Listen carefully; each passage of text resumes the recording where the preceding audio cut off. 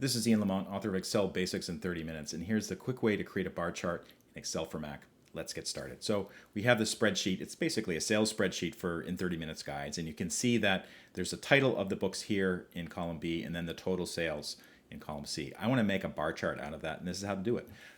Basically, what you do is you want to select the two columns you're going to be turning into the chart. So it's B and C. And then I've selected these two. I'm basically holding down the Shift key for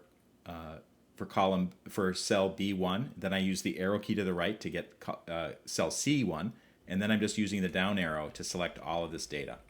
So I have all of the data in B and C that I want to include in the chart. Next thing I'm going to do is I am going to go to Insert, and then in the middle of the Insert ribbon, you'll see a bunch of options for creating different types of charts. So statistical, what's this one? Tree map,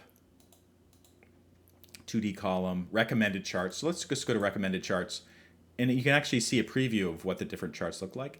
And I think what I want is something like this one, a clustered column. So I'm just going to select that, and you can see that basically it just drew a very quick bar chart for me that includes the dollar value here on the left and then the title here below it going along there, and then it shows a bar for each one.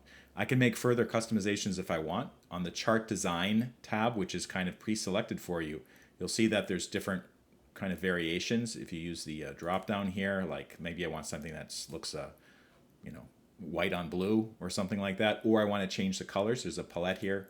I can select different color schemes, but basically that's the way it works. It's very easy to use, and I hope this video helps. If it did, please take a moment to like it and follow me, and I'll see you next time.